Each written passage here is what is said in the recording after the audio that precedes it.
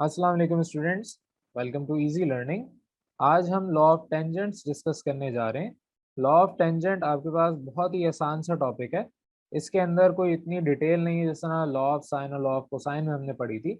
यहाँ simple derivation है जिसको आपने ड्राइव करके प्रूफ करना है।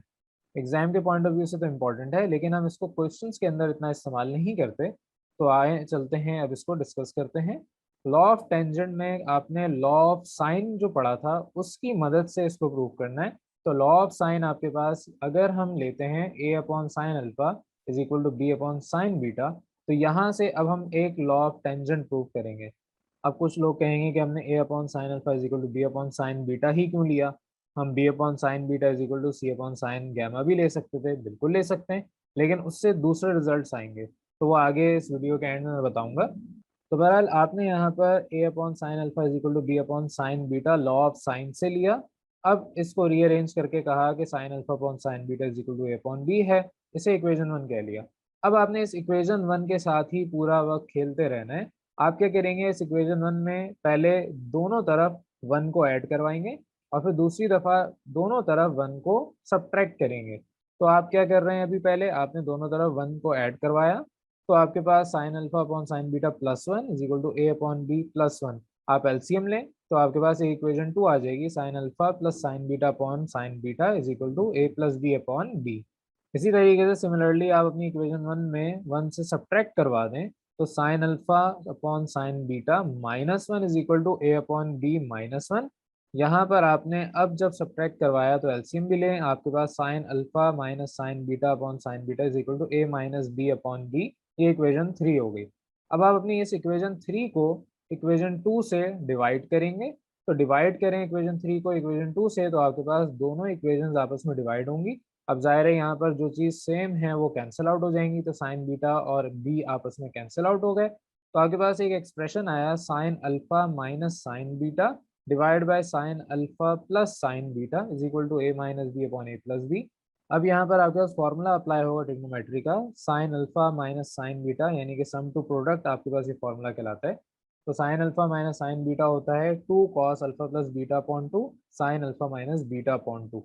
और इसी तरीके sine alpha plus sine beta होता है two sine alpha plus beta upon two cos alpha minus beta upon two. तो यहाँ पर टू से टू आपस में कैंसिल आउट हो गए, और यहाँ पर अब आपको पता है sine theta upon cos theta tan theta होता है, और इसी तरीके से cos theta upon sine theta cot theta होता है। तो आपके पास ये टेन और कॉट में कन्वर्ट हो गए। और आपको ये भी पता है कि cot theta one upon tan theta होता है। तो यहाँ पर आपने trigonometric formula trigonometric identities apply करके इसको रीअरेंज किया। लेफ्ट हैंड साइड आपके पास सॉल्व होगी, राइट हैंड साइड आपकी as it is A minus B upon A plus B है। तो अब यहाँ पर फाइनली आपका tan alpha minus beta upon two divide by tan alpha plus beta upon two, ये बराबर आएगा ए minus B upon A plus B के। और यही आपके पास लॉ ऑफ टेंजेंट है। आपके पास अगर यहाँ पर देखा जाए तो a माइनस बी और यहाँ पर भी अल्फा माइनस बीटा, और यहाँ डिवाइड में a प्लस बी, तो इधर भी डिवाइड में अल्फा प्लस बीटा है। सिमिलरली आपके पास अगर b माइनस सी देखा जाए तो यहाँ बीटा माइनस गैमा, और b प्लस सी का मतलब बीटा प्लस गैमा। और सिमिलरली आपके पास c माइनस ए का मतलब गैमा माइनस अल्फा, और c प्लस ए का मतलब गैमा प्लस अल्फा। अब ये सिमिलरली तो हमने लिख दिया, इसको प्रूफ कैसे करेंगे, तो जो मैंने शुरू में कहा था कि आप अगर लेना चाह रहे हैं B upon sine beta is equal to C upon sine gamma, तो जो आपने पूरा प्रोसीजर फॉलो किया था फॉर अल्फा माइनस बीटा यानी ए माइनस बी के लिए, तो वही सारा स्टेप वही सारा प्रोसीजर आप इसके लिए फॉलो करें, आपके पास ये चीज़ प्रूव हो जाएगी। और अगर आप ये चीज़ प्रूव करना चाह रहे हैं तो उसी तरीके से आप यहाँ पर A upon sine alpha is equal to C upon sine gamma put करेंगे, तो आपके पास ये वाला लॉ प्रूव हो जाएगा। जो भी एग्जाम में आपके पास आता है आपको अब तरीका पता चल गया किस तरीके से प्रूव करना है। एक मैंने प्रूव करके दिखा दिया, बाकी दोनों आप प्रूव करके खुद से देख लें अपने लिए। एग्जाम में आपको कोई एक ही प्रूव करना है, बाकी सिमिलरली करके लिखना है। आपको सारे वन बाय वन प्रूव नहीं करने, कोई एक प्रूव करेंगे और सिमिलरली लिख के बाकी दो लिख देंगे, उसी तरीके से जिस तरह आपने लॉ ऑफ कोसाइन में किया था। तो यहाँ पर आपके पास लॉ ऑफ टेंजेंट कंप्लीट हो जाता है। तीनों लॉज आपके पास इसकी वीडियो मौजूद है, तीनों बहुत आसान बहुत बेसिक से लॉज हैं। सिंपल सा आपके पास कॉन्सेप्ट अप्लाई हो रहा है। कोई मुश्किल नहीं है इसके अंदर। अगर आपको मुश्किल लगता है तो आप इस वीडियो को 2-3 दफ़ा देखें, आपको ये बहुत आसान लगेगा। लेकिन इस वीडियो को देखने के लिए आपके पिछले बेसिक कॉन्सेप्ट्स क्लियर होने चाहिए ट्रिग्नोमेट्री के।